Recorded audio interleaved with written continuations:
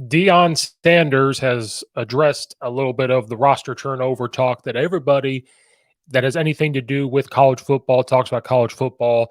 Little people like me, he has addressed what people have been talking about. He appeared on a show on Joe Klatt, um, and it was on his podcast. He's gone over everywhere to talk to college football coaches. And Joe Klatt, he played at Colorado. He has worked for Fox Sports. He has done, college football announcing, and he got to sit down with Deion Sanders, and he did straight up ask about the roster turnover and everything else. And so Deion has finally addressed some of it. He addressed some of it with Pat McAfee, but he addressed more of it on this. We're going to go over what Deion Sanders said and discuss the thoughts here on this show and what people out in the world maybe need to calm down on when it comes to Coach Prime there at Colorado. So he appeared on a podcast, the show, and Joe Klatt went out to talk to him. He was a former Colorado quarterback. We're going to talk about an article. The roster overhaul was unprecedented in college football because we had never seen anything like it with the transfer portal the way it is and the way it can be structured up until next year. It's something that we weren't used to, and it's something that Coach Prime and his staff, they're not breaking rules. They're going by exactly what they're allowed to do. They didn't make up anything. They're not doing anything different than other people. So here's the main question.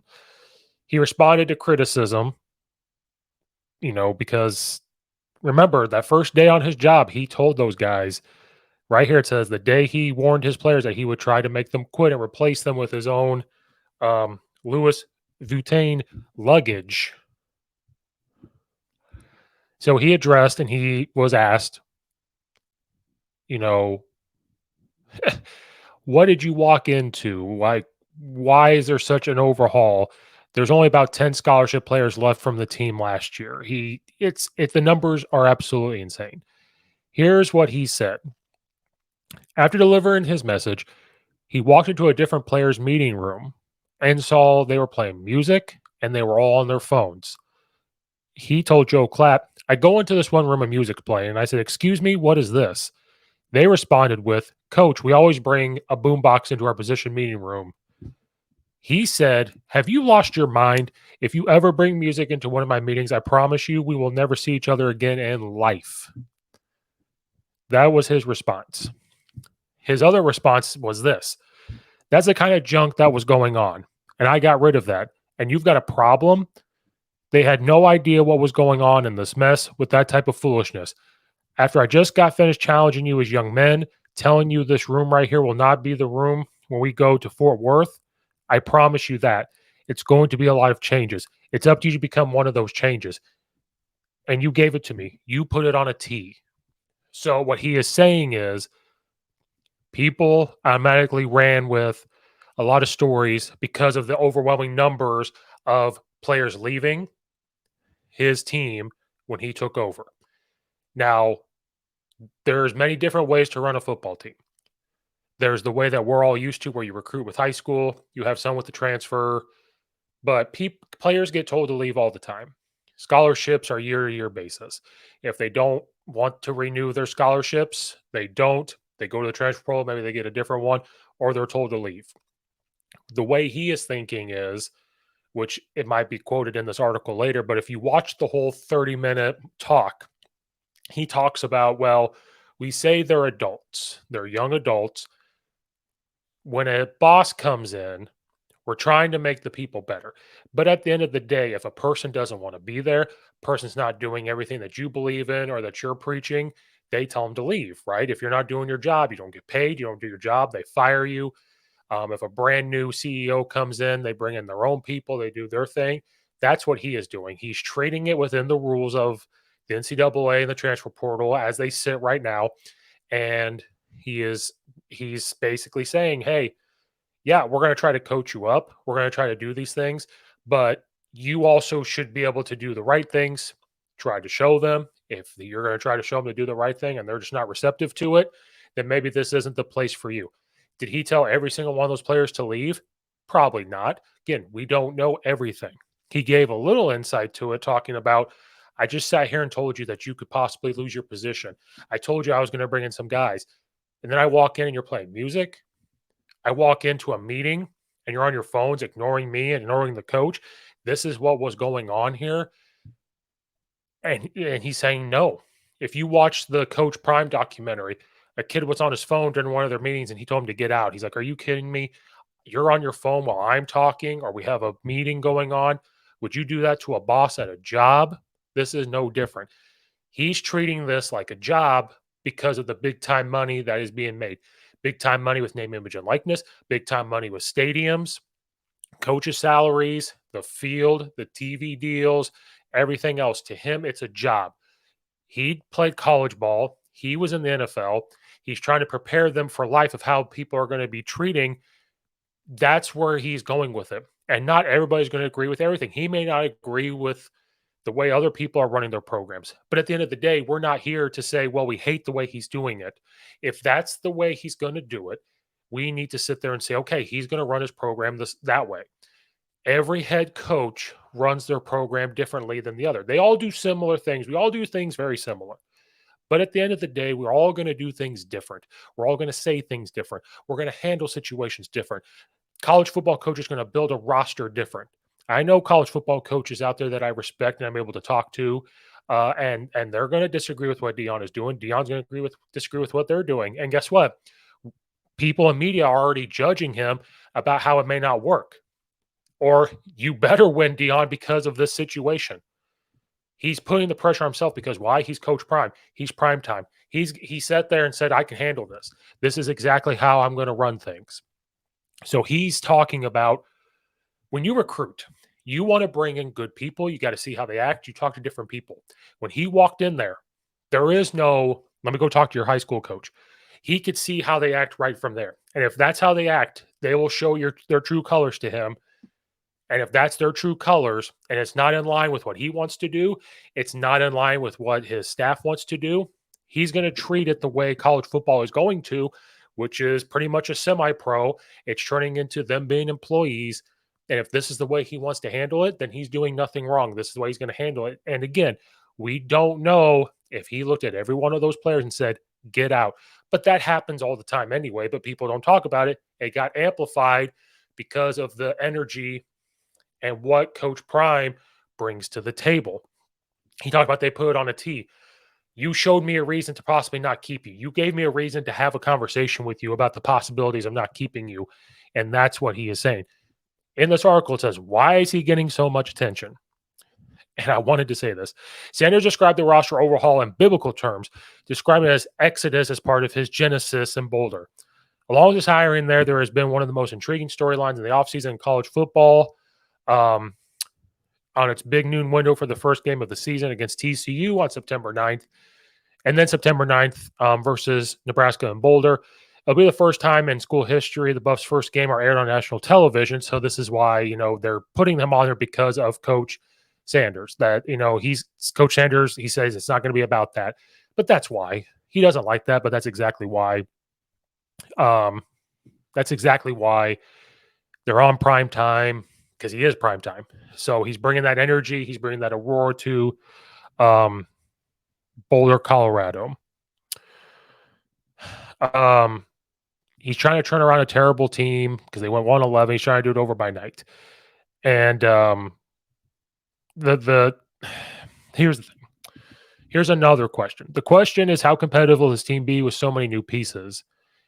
But Sanders dismissed any doubt about it. It's very rare that you have a really good talent and a really good coaching staff and you don't win. He also said he knows he can't do such a drastic overhaul next year. That would mean we missed. That would mean we missed evaluating talent. Then he was asked how he thought how they could compete with TCU. Do they think they could compete with TCU, who just lost in the national championship game with Georgia? He didn't flinch. He said, I don't think, I know. And he talked about he lives in the moment now. He doesn't look at tomorrow. He doesn't look at yesterday. He looks at today. How do we get better today? And so today, if he says bringing in these guys from this roster, bringing in transfer portal guys, that's what they're going to do.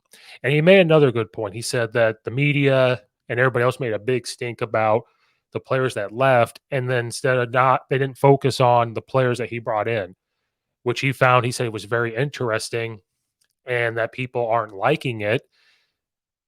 And he talked about the college football coaches that come after him. There's some, he goes, I don't know who they are. He goes, so if they don't know who they are, I don't know who they are, it doesn't matter. And so that stuff doesn't bother him. And he said he doesn't look at, they said, well, if you go 4-8, that's a big success from 1-11 last year. And he goes, no, it's not. I'm here to compete. I'm here to win. I'm here to compete for the conference. I'm here to compete to get to the playoff. That is what I'm here for. And another good point he brought up was people talk about what a great coaching staff I brought on and how I could evaluate coaches and look at them, but they question how I evaluate players. They question everything else. And then he says, like, I've done this before. And it's just getting blown up because of the numbers. And he said, yeah. And I know Coach Sanders is like, you know what? He's not thinking about if it fails. He's thinking it's going to succeed. But I'm almost guaranteeing that if it doesn't work, then he knows. But we have to accept that this is the way that he wants to do it. He's not doing anything wrong. But we need to accept this is what college football is. And guess what? If it works, maybe you're going to start to see others doing it. Others already do it, just not the astronomical numbers that he is doing it with. But he said, okay, we went 1-11. I came in, I saw exactly how these players acted because I heard this quote before. It's like every day is an interview. So if you're in that position, you're on a scholarship, you're playing college football at the Division I level, every day is an interview. So he comes in, you don't act right, he's either going to get rid of you or he's not going to play. So you might as well just go somewhere else. We're going to bring the people that we want in. And again, if he wants to, we always, it's funny. We always compare things like you're a CEO of things, but sports always is looked at different. And so is it really wrong that he's coming in acting like a boss, acting like a CEO? I mean, who are we to say anything like that? You know, who are we to judge anything like that? Because we're not in the building. We can speculate. We can kind of hint at what's going on. We can kind of guess what's going on, just what makes sense. But we really don't know. And the fact that you have to watch the full 30-minute talk, it's a great talk. He's very confident in what they're doing. And people speculate that he just doesn't like those players, especially when he said, we're not going to see each other in life. That doesn't mean he doesn't mean he hates the person. It just means you have a different viewpoint of how life works. You have a different viewpoint of how you're going to act. And he's going to say, I don't act that way, so I'm not going to associate myself with you. We always tell our kids that. We tell our kids, hang around like-minded people. If you have goals and you're hanging around other kids or other players that don't have those exact same goals, and you start to really listen to them and feed into what they're saying, it's going to hold you back from those goals. You can be friends with them, but you have to really sit there and decide if your goals are to get A's and B's and your goal is to excel on the field or the court and your goal is to maybe get scholarships, but those guys are going to okay with C's and D's and those other people, those other players are just okay being average, they will pull you down, and that's exactly what you're going to do. And that is what Coach Sanders is saying. If he's around people that do that, it might bring him down, and he's not going to be about it. So that's what he is thinking. So I'm glad he really gave a little bit of insight to what he was saying. People could sit there and say, well, then you got to build him up. He's talking about, like, what do you mean? College football is about winning, and he's looking at today. He's still going to bring up the right people. But if that's how they're going to treat like a first day interview, like he just talked to them, if that were me and I knew that, I would have sat up straight. My phone was away. I'm listening to what he's saying, really listen to what he's saying, not just hearing him. We hear everything. We can hear things, but sometimes we don't listen. I know I do. I hear things, and sometimes I have to say, what? When somebody says something to me, that's what's called you hear it, but then we got to listen. So this is the way he wants to do it. We all need to accept it. There's more than one way to run a program. And sometimes you have to be different. Sometimes you have to take that leap and decide to sit there and say, we're going to be different. We're going to do things different. And this is how it's going to be. And guess what? If he fails, he's going to sit there and accept it. But if it works, then everybody's going to sit there and say, well, whatever. They're going to come up with some reason. But this is the way he wants to run the program. We have to let it be. Just let him be, and we'll figure it out. But I guarantee everybody's going to be tuned in to watch, and he knows it too. So everybody's going to be watching Colorado football this year. That will do it for this episode. Like and subscribe to YouTube channel. Follow and rate on Apple and iTunes. We got to get those numbers up. Check out all the affiliates in the description below. Check out all the other videos. Leave a comment in the comment section down below. Thank you guys again for watching and or listening. This is Coach Steve, and we will see you guys next time.